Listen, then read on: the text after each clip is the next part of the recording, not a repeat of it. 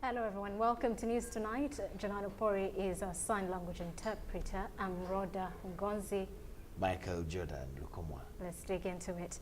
President Yoweri Museveni has said that the government is concentrating on stopping resource wastage, corruption and under-collection of taxes. The president made the remarks Monday while speaking at the opening of the 20th Annual Judges Conference at the Commonwealth Resort Hotel in Munyonyo in Kampala. And a reporter gives the details here.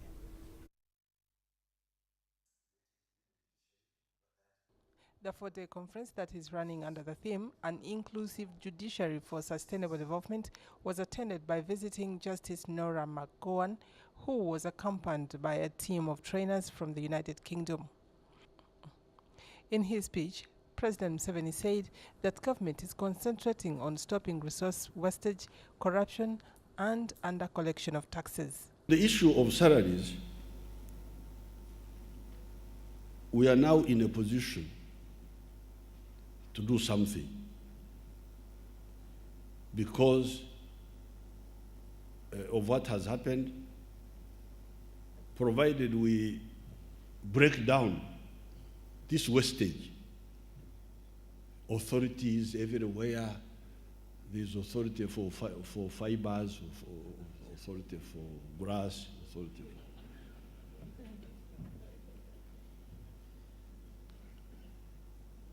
So, we are going to break down all this. And we are going to save 1,000 billion shillings. He therefore called on judicial officers to prioritize their work along issues pertaining to homicide, rape, commercial and land cases. There are offenses which are really fundamental destabilizers of society. Homicide. If we would prioritize the cases of homicide, of rape, of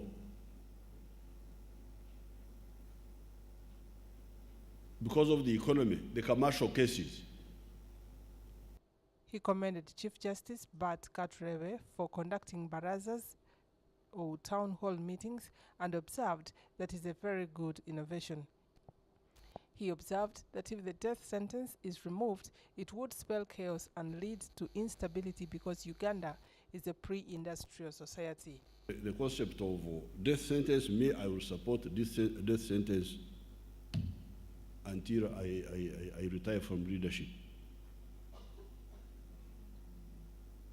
Nobody can change me from that. So therefore, even you, the judges, I don't want to interfere in your work. But if you really want to satisfy our people.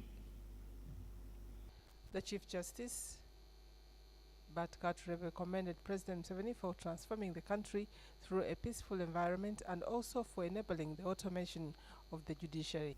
On the side of caseload, a judge of the High Court in Uganda has an average caseload of 789 cases as against an annual target of 320 cases. So a judge has an extra 469 cases in a year that he or she cannot complete. So much as we talk of improved output, Your Excellency, it is within a given context which must be fully appreciated. He called for reinstatement of LC courts. The NRM government introduced the local council courts. Local council courts at level 1 and 2 should be re-established by rapidly rescheduling the postponed election to supplement the formal justice system. Local council courts 1 and 2 offer a form of justice that is more accessible to the most impoverished people of Uganda, particularly in rural areas. People who go through local council courts experience fewer negative emotions, such as stress, anger, frustration, and humiliation, than people who go to police and the formal courts. At their level, they are most effective, Your Excellency. Local council courts should be re-established to address millions of unmet justice needs that the formal system cannot handle. UBC TV, Harriet Nambi. News Tonight. Police has condemned acts of mob justice in the country, which expose weaknesses in respecting the rule of law in Uganda. Police spokesperson Emilian Kaima disclosed this at the media center in Kampala following incidents of bodabooda riders expressing their anger with the leader of bodabooda 2010 faction, Abdullah Chitata, who was arrested over the weekend by banning office property in different places. Farida Namfuka has the details.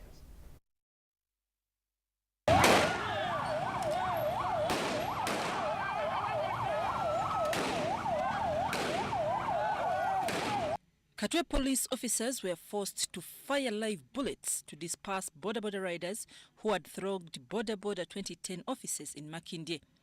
The irate mob had broken into the premises to destroy property in an act of rejoicing after the leader of this faction were arrested.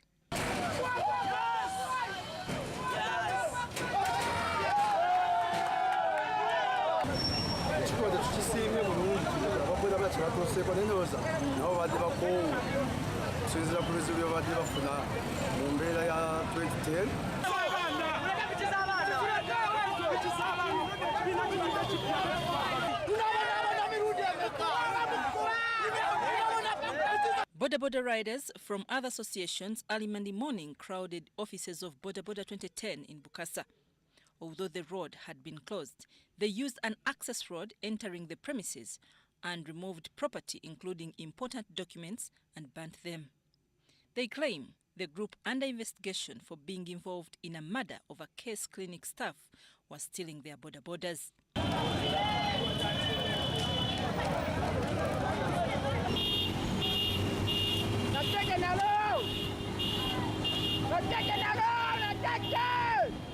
The riders then proceeded to Wakaliga Natete offices to do the same.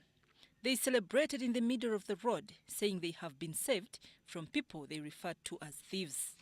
Here, they broke into a room where a number of bodaboodas had been parked. Some motorbikes were retrieved by some people claiming to be their bona fide owners, as others entered the office and removed property and put it ablaze. Among the things burnt include printers, important documents, office tables and chairs, and bodabooda jackets.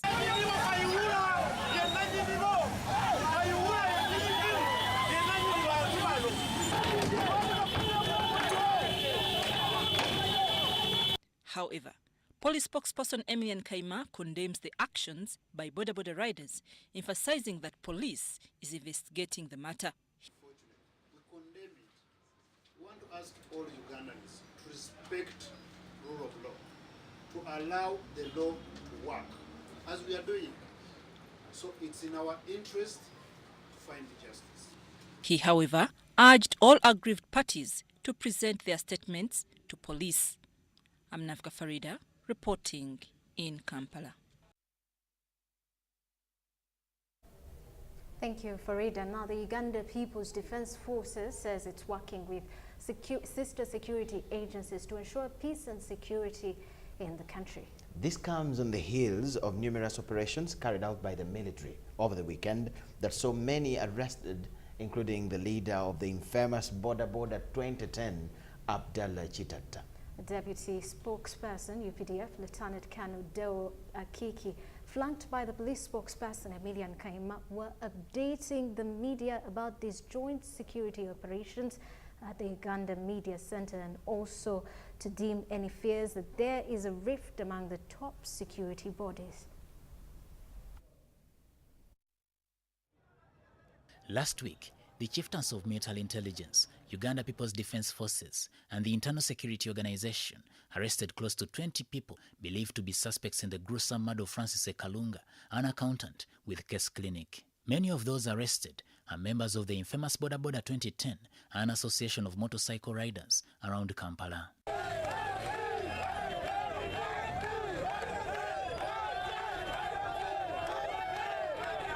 The UPDF spokesperson, Lieutenant Colonel Deo Akiki, says they acted on technical and precise intelligence to enforce these arrests. It is an incident that involved a murder case. It is an incident that involved kidnap. And when it comes to issues that are of that magnitude, you will surely see the jointness of the forces and that every force will have interest. We are able to get leads that led to the arrest of one Mr. Kiwalabye Huzairu by our CMI operatives under the Joint Task Force. Thereafter, after different interrogations and other arrests, it led us to arrest more people, including one Abdul Chitata. He, however, says they were able to thwart attempts by some of the group members to obstruct their work. These are believed to be behind the murder of case clinic accountant Francis Ekalunga, who was kidnapped and his body set ablaze along Entebbe Road. Such murder investigations and more high-profile cases have in the recent past been carried out by the police. So we asked Dewa Kiki why the military had to come in now. Why now? I don't think it is now. This has been going on.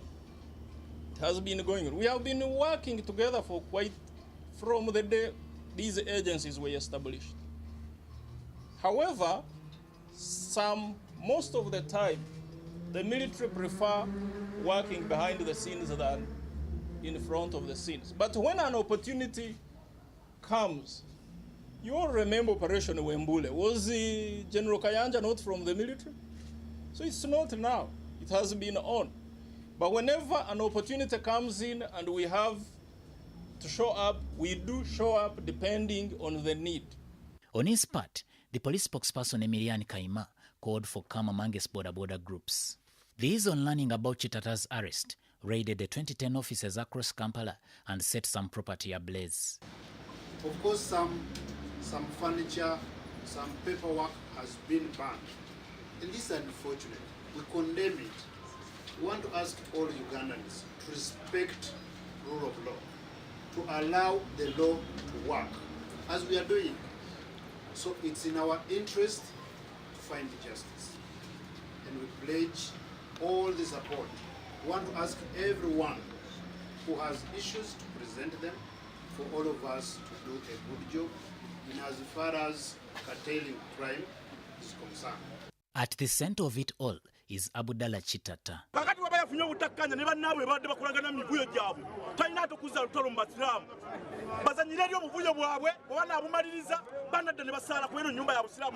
Chitata is also the NRM chairperson Rubaga. According to some, he wielded so much power around the city and made it clear to many that he was untouchable and only answerable to the Inspector General of Police. Police, on the other hand, says Chitata and his bodabooda 2010 outfit have been helpful as regards fighting crime in the city.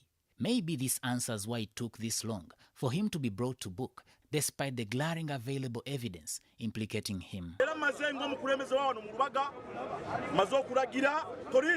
Samuel Senono and Sharon Chomjisha, UBC News.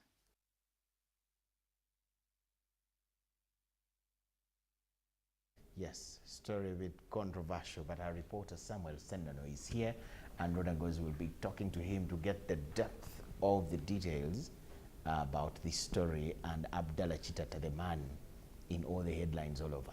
Let's take a short break and get to them.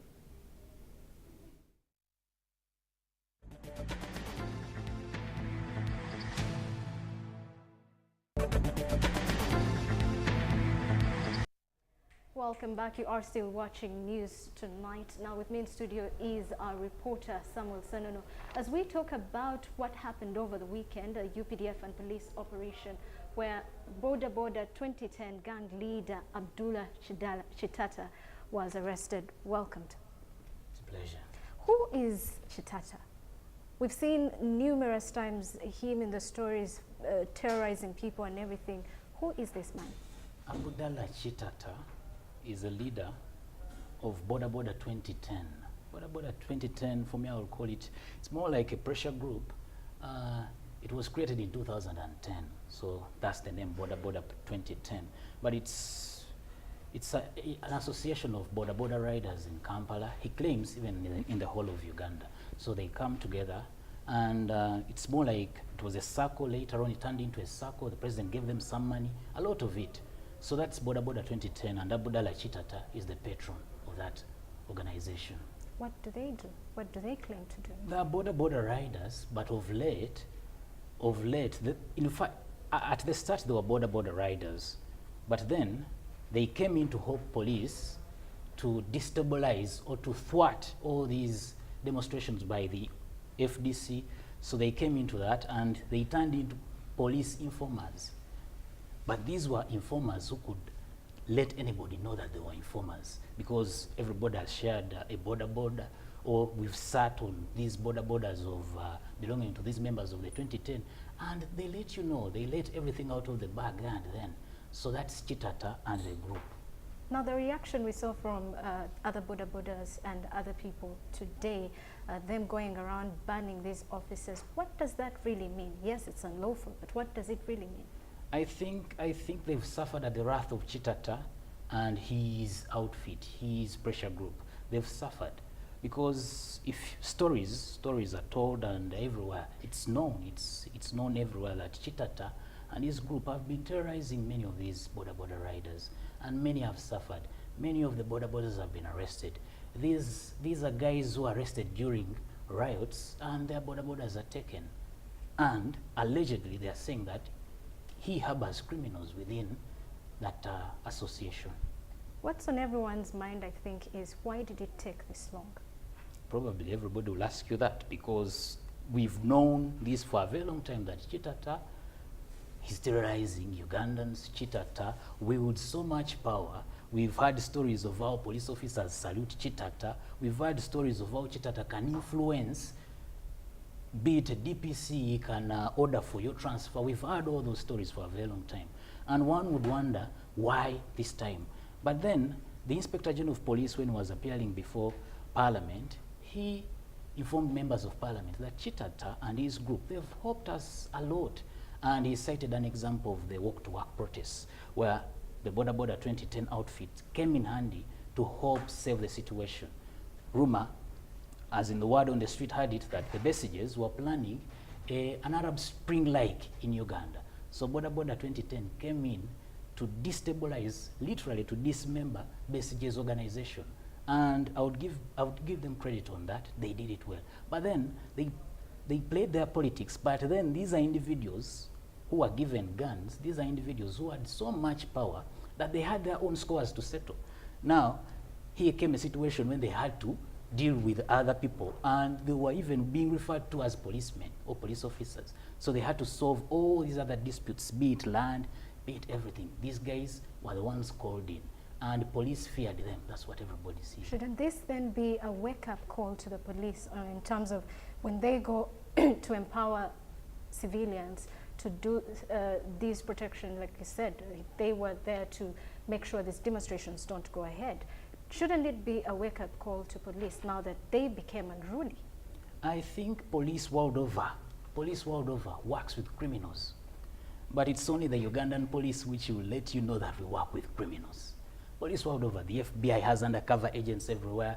Now, I was surprised the Inspector General of Police came out and told us that they are working with prostitutes, that they have recruited them. Now, you have informers within the bodas, and you let us know that these guys are working for you. Now, which intelligence will they give you? Because we now know that they're working for police. And it's common everywhere. Or every Ugandan will tell you, no, I can't discuss politics when seated on a boda. I can't, because these are spies. So I don't think Uganda is a country where spies introduced on a function. So these boda riders now, the fact that we know that they are spies, I don't think that they're doing what they ought to have been doing. And you remember very well the president. I think this thing is coordinated, although the deputy spokesperson of the UPDF was somehow telling us that, you know, they always come in, but this thing was coordinated. The president, when at the funeral rites of the late Assistant Inspector General of Police, Andrew Felix Kawesi, the president told Kaihura to clean his house, General Kaihura. And I think the cleaning of the house started with the arrest of Nixon Agasire and the Joe Langumas. That was the cleaning. Because every thug in town will tell you, if they don't mention the name Nixon, they will mention the name Chitata. Now Chitata is behind bars. And I think this is the cleaning up exercise of police that we are seeing today. Now, finally, the appearance of the police spokesperson and the deputy spokesperson of the army, does that really dim those fears that these two agencies have been at loggerheads? Because we've seen CMI investigating police and police sometimes implicating some CMI officials over different offenses. Should this be actually a symbol that, oh, they are really indeed working together and all is well? I want to believe that they're working together. I want to, but the truth is they're not working together. This is visible because, one, if you have reports that the police has been infiltrated by criminals, then you can't trust those people. You can't. Because the president told you that people come out and they tell him, for us, we shall only share information with the president. We can't share it with the police. Now, the police has been infiltrated, and you saw at the press conference, Emilian Kaima, the police spokesperson, had little to say. He didn't even have a press release. It's Dewa Kiki who had the press release. So that means it's the other guys who called the press conference, and for you just escorted them, and just to, you know, it was a photo op that we're working together. But the truth is, there is a big rift, and you know, it's very hard for us to see it right now. But it's for the better. They're cleaning up police, and everybody wants a police force that works for every Uganda. Thank you very much, Samuel Senono. Let's take a short break. We return with more details.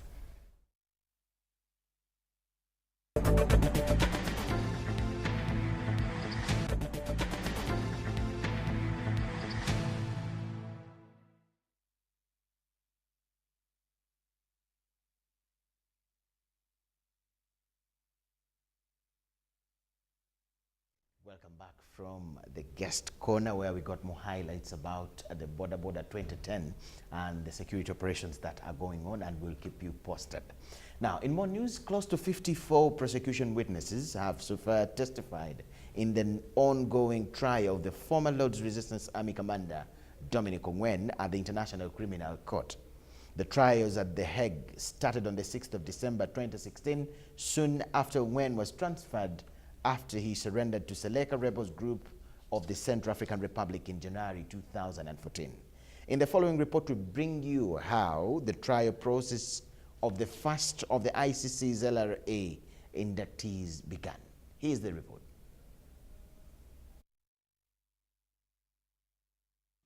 The former commander of the Snai Brigade of the Lord's Resistance Army rebel group is accused of 70 counts of war crimes and crimes against humanity. These were allegedly committed during attacks on civilian population in Lokodi, Pajule, Odek, and Abok internally displaced people's camps between October 2003 and June 2004. This trial is about violence and misery that blighted the lives of millions of people living in northern Uganda. Ordinary citizens, civilians, who wanted no more than to be allowed to live their lives in peace, could no longer live in the villages in which they had been born and raised. The prosecution alleges that between June 2002 and December 2005, Dominic Ongwen, Joseph Kony, and other Snai Brigade commanders abducted women and girls in northern Uganda who were forced to become wives to top commanders. Apart from conscripting children and the age of 15 into the rebel group, they also turned the girls into sex slaves and domestic helpers. However, the accused pleaded not guilty to all the charges. Do you make an admission of guilt with respect to any charge? In the name of God, I deny all these charges in respect to the war in northern Uganda. And the second question, you therefore plead not guilty with respect to all the charges, I assume. Yes. The three judges constituting the trial chamber are the presiding judge, Bertram Smith, Judge Peter Kovet, and Judge Raula Panglangani, who are responsible for conducting fair and expeditious processes with full respect of the rights of the accused and protection of the victims and witnesses. They will, at the end, decide based on the evidences if Dominic Ongwen is innocent or guilty of the crimes he is charged with. The prosecution called its first witness on 16th January 2017, marking the beginning of the trial in the Dominic Ongwen case. The Office of the Prosecutor provided a variety of evidences, including radio communications, testimonies from various witnesses, forensic reports, photographs, video footages, and other documented evidences. Dominic Ongwen is represented by defense team headed by Christopher Ayena Odong, who still believes that the accused is innocent. Dominic Ongwen was an innocent child without the least propensity towards violence or lawlessness. And this has been clearly recorded by journalists, scholars, and those who cared to study the history of Dominic Ongwen, the child before his abduction.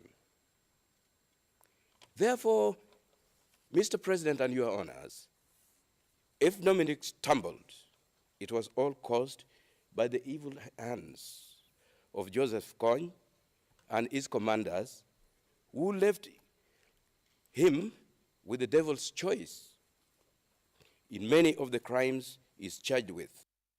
So far, about 54 prosecution witnesses have testified in the ongoing trials at The Hague. Fredericks Idia compiled the story for UBC.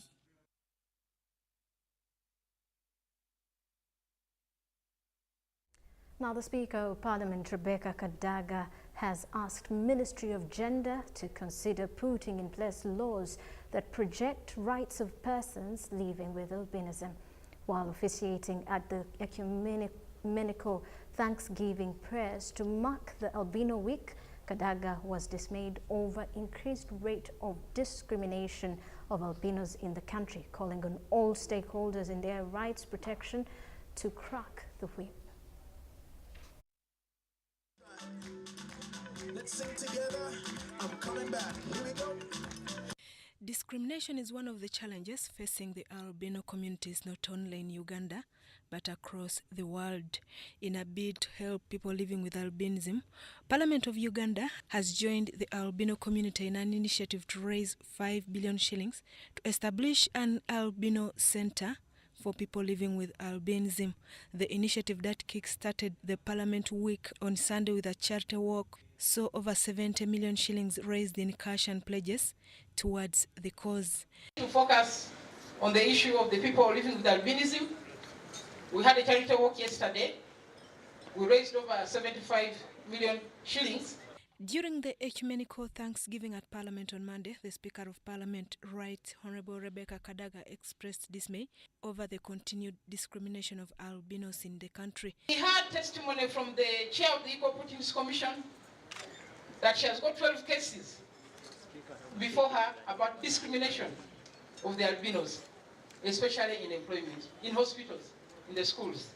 For a person who cannot see properly to qualify and have a degree, and then we told, okay, you have the degree, but still you are not like us. So let us take more interest in the issue of the people living with albinism. Ms. Kadaga challenged the Minister of Gender through the Gender Committee to consider putting in place laws that safeguard rights of albinos. We have the principle of non-discrimination in the Constitution. We have a few areas in the Employment Act, but there's no actual law that has sanctions for people who discriminate. She also asked the Minister of Health to address the issue of taxation levied on sun creams used by albinos through Uganda Revenue Authority. We had partially done something they asked me on taxation of the sunscreen.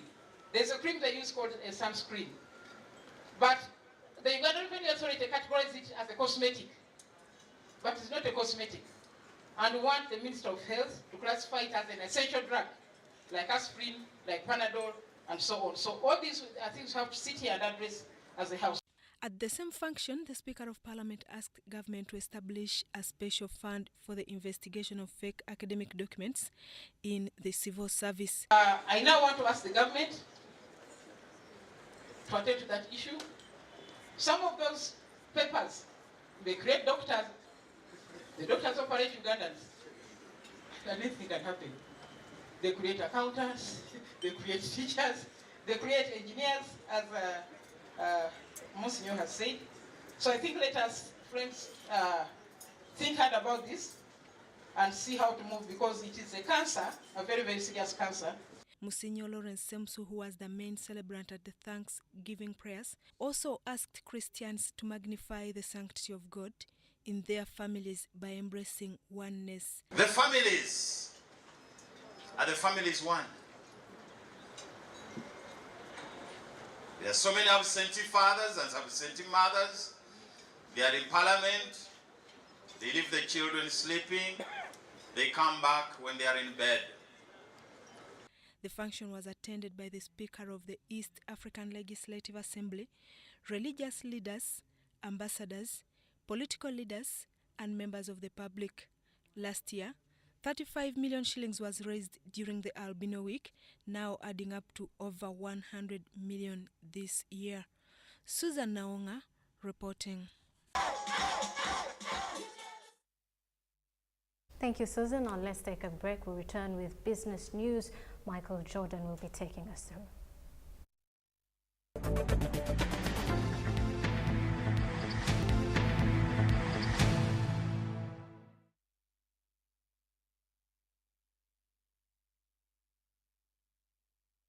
And now welcome to business news tonight. Civil society organizations and small-scale farmers have asked Parliament to consider President Yoweri Museveni's concern about the biosafety bill before returning it to him for assent. President Museveni sent the bill back to Parliament, citing issues with its title, Patent Rights of Indigenous Farmers and Sanctions for Scientists Who Mix GMOs with Indigenous Crops and Animals. We have it here. In October 2017, Parliament passed the National Biosafety Bill 2017, previously known as the Biotechnology and the Biosafety Bill 2012. Analysts thought this had brought an end to years of campaign and counter-campaigns by supporters and opponents of biotechnology. But 2 months later, President Yoweri Kaguta Museveni wrote to Parliament declining to assent to the bill.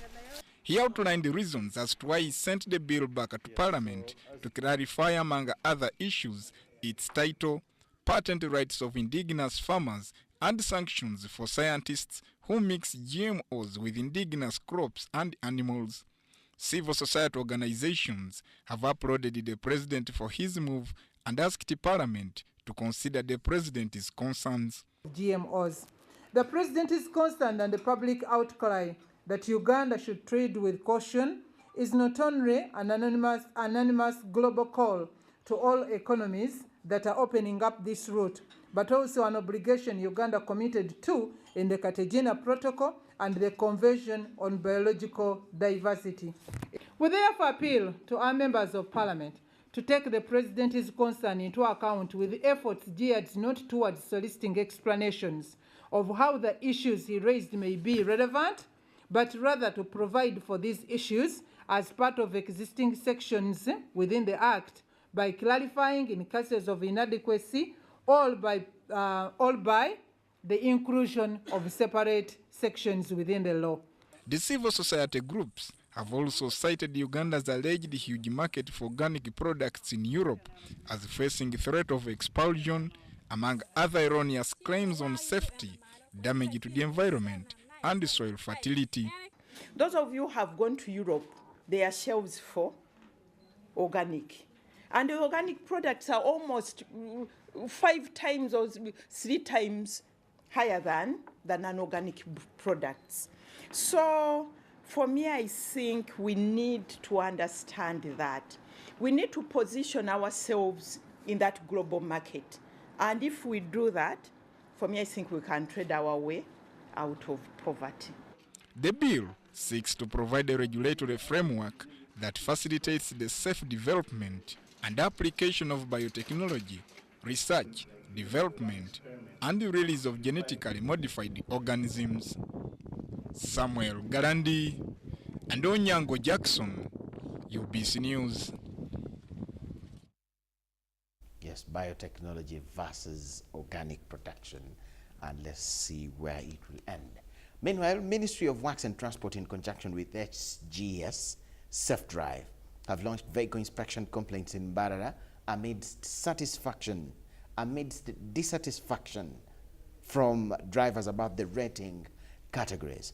Riders and drivers complained that buses pay less compared to bodaboodas, which they say that there is no equality, and the exercise intends to exploit the disadvantaged few. According to the SGS rates, motorcycles will pay 54,752 shillings for dual-purpose vehicles, 110,212 shillings, passenger vehicles 122,012 shillings, and buses will pay 50,000 shillings with VAT inclusive. According to Mr. Amanyire from the Ministry of Transport, they rated buses to pay less to save the lives of many than bodaboodas, which carry only a passenger, and all vehicles which are above 2 years from 1st January of the year of manufacture. He also says that the objective of the vehicle inspections countrywide is to ensure that only roadworthy and safe vehicles to operate in order to reduce on the tremendous increase of road accidents. Kandi kizito tuchebera itumana kusaba kwanje tunakugira usente mukatwire tebere byiruka byitu mutugira ngo Yesu emotoka itakuchebera ne ensia katugambe modo kurga 2016 kwisiatu 18. We have had this media campaign going on like for almost 2 years now, and the feedback we have got from the voters is the fees too high. So as a ministry we are considering it. We have to discuss with our contractor. When you leave, I swear I can't breathe. Do you really care, baby?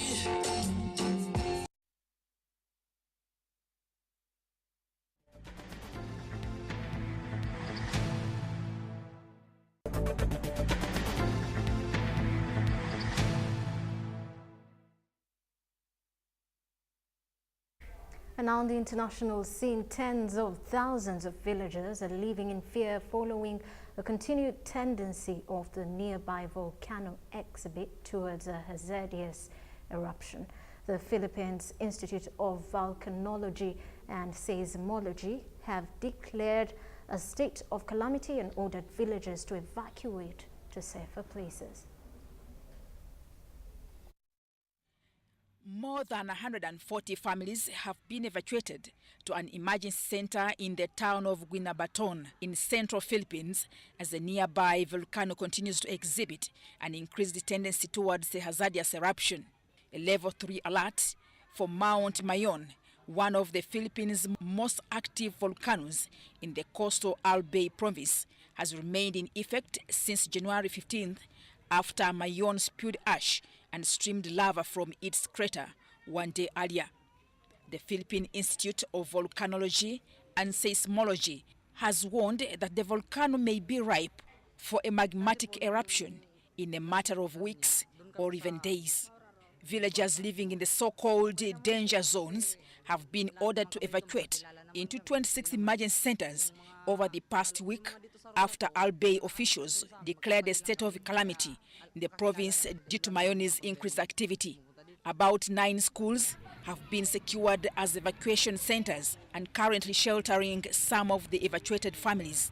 Each classroom now houses about 10 families who, as a result, only have a corner to themselves for sleep during the night. The local government has been providing food and other much-needed supplies to the families. A renowned tourist attraction in the Philippines, Albay province, lies along the country's Pacific coast and the Pacific Ring of Fire, making it prone to typhoons and volcanic eruptions. This is not the first time they have been evacuated because of Mayon volcano and also other disasters.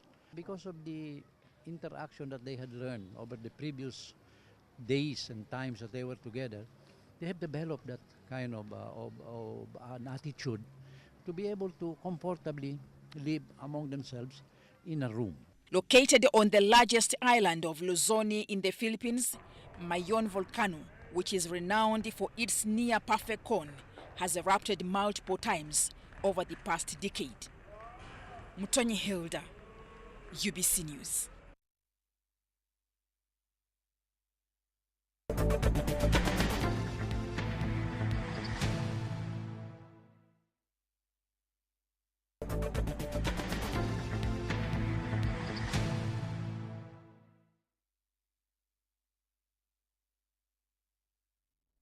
Sports news tonight. First, all roads for motor rally drivers and fans will this weekend lead to Mbarara, where the season opener, the Mbarara Rally, will take center stage. From the entries gathered so far, it's likely to be a fun-filled amidst tight competition spectacle. John Barnes Sentamu has it.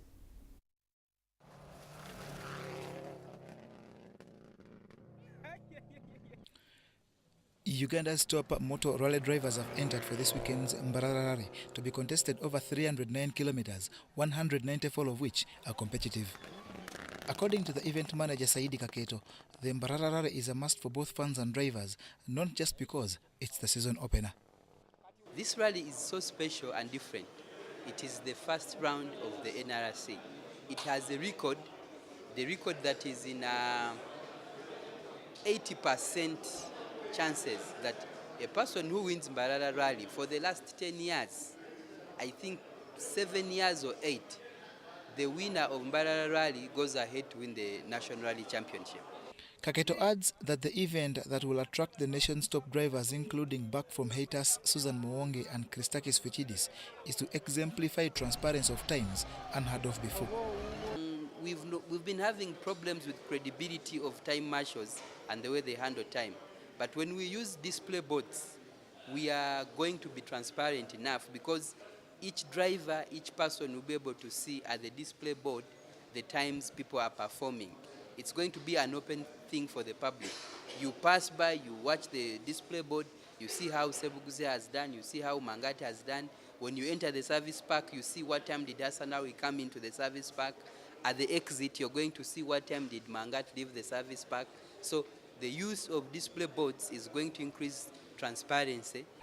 The rally, at which safety will be emphasized, will go through areas like Kakoba, Bihare, Cheirega and Moshororo, with a 1.6-kilometer spectator stage hosted at Sanga. Other drivers entered include Ponsiano Wakataka, Ronald Sebuguzi, Edson Munjereza, Jonah Kansime, Musa Mulimira, Unison Bakunda, and Jas Mangat. John Barnes, Centum, reporting.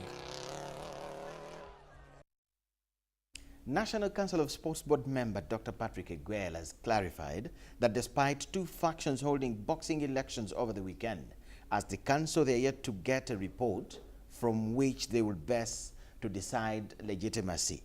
It should be noted that a weekend of high drama in the already controversial boxing sport climaxed with Moses Mohanji elected as Uganda Boxing Federation president at Katikati Restaurant, as was Kenneth Gimogu at the tennis club in Lugogo.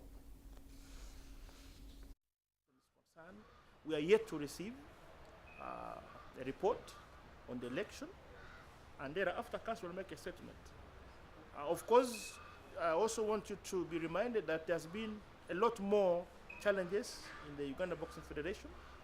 We suspended all the activities of Uganda Boxing Federation following failure of the then executive committee to organize election within the mandatory period of 4 years.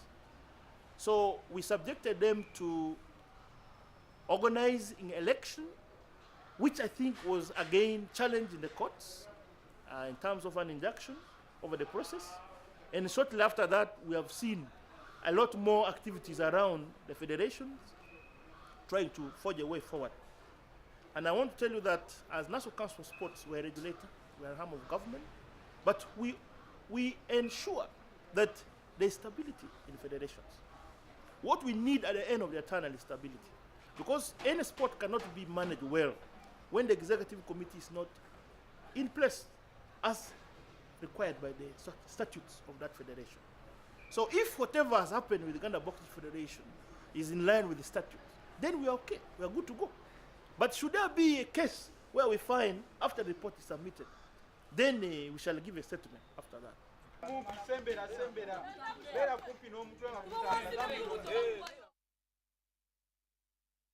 Now, the Uganda Cranes have a big chance to redeem some pride when they take to the field against Ivory Coast in the final Group B game at the 2018 African Nations Championship in Morocco. Uganda and Ivory Coast are pointless in a group which Zambia and Namibia are already through to the next phase of the tournament. On top of exiting the tournament with a win at least, if Uganda finishes third, the cash bonus from Confederation of African Football also increases, especially because the bottom team in each group is entitled to about $12,000. In games played on Sunday, Morocco and Sudan shared the spoils, while Guinea beat Mauritania 1-0.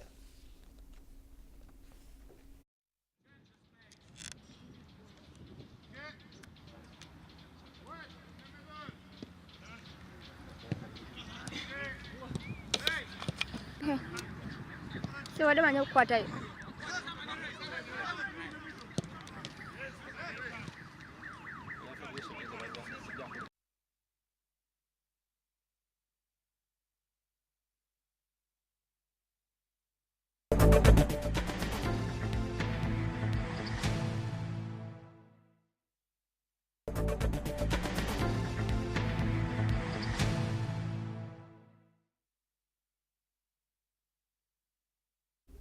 And that does sum it up. Thank you for watching News Tonight. Jonano Pori is a sign language interpreter. I'm Rhoda Ngonzi. Michael Jordan Lukomwa. Have a good night. Good night.